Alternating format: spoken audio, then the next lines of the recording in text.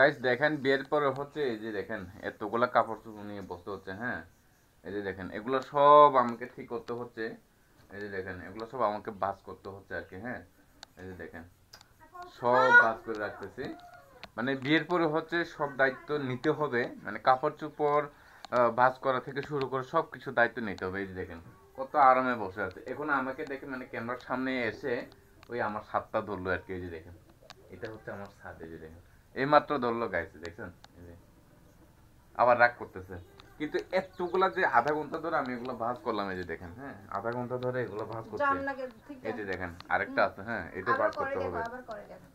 আবার আবার করতে বলতেছে দেখেন।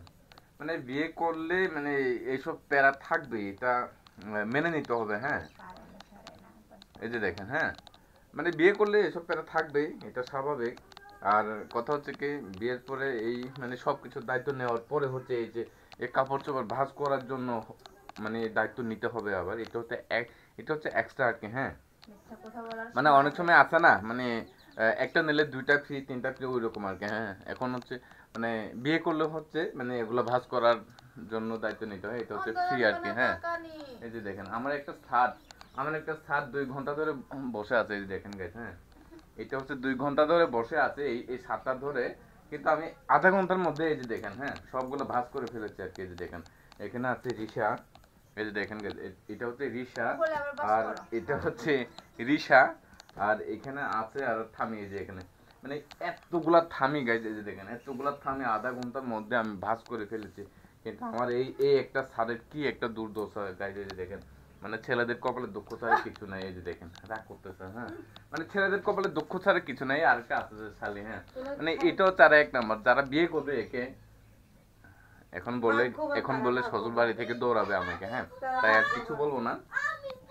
এই যে দেখেন 2 ঘন্টা ধরে একটা ছাদ নিয়ে বসে আছে। এই যে আরেকটা গেঞ্জি আছে, হ্যাঁ এই এখানে যতগুলো দেখতে পাচ্ছেন গাইজ, এই এই একটা গেঞ্জি আর এই একটা ছাদ ছাড়া আমার আর একটা কাপড়ও নেই। এই যে দেখেন এই যে দেখেন এগুলো কিন্তু আমার না, হ্যাঁ এই যে দেখেন এগুলো কিন্তু আমার না। এই যে দেখেন এগুলো কিন্তু আমার না, হ্যাঁ। আধা ঘন্টা ধরে সব কিছু বাস করে দিলাম আর আমার একটা গেঞ্জি আর ছাদ। কোন দুঃখে বিয়ে করলাম গাইজ, আমার একটা গেঞ্জি আর ছাদ, হ্যাঁ।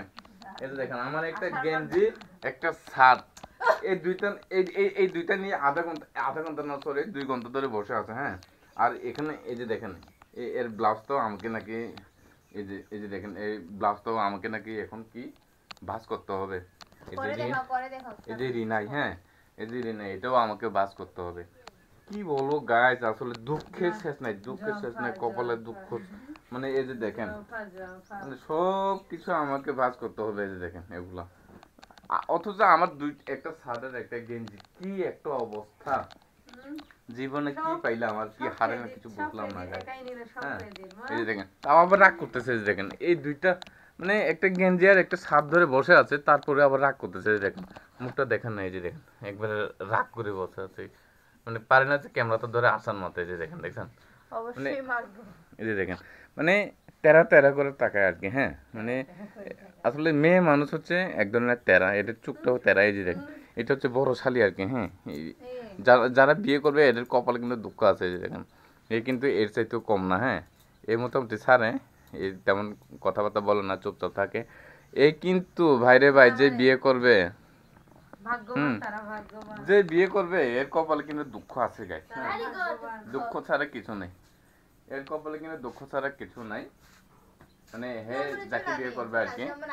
এই যে দেখেন, হ্যাঁ মানে বিয়ে করলে একটু সাবধানে দেখে শুনে বিয়ে করবেন, আমার মতো ফসলাবেন না, তাহলে কিন্তু শ্বশুর বাড়ি থেকে এক দৌড়ে বাড়িতে যাইতে হবে, হ্যাঁ। এই যে দেখেন কি একটা অবস্থা।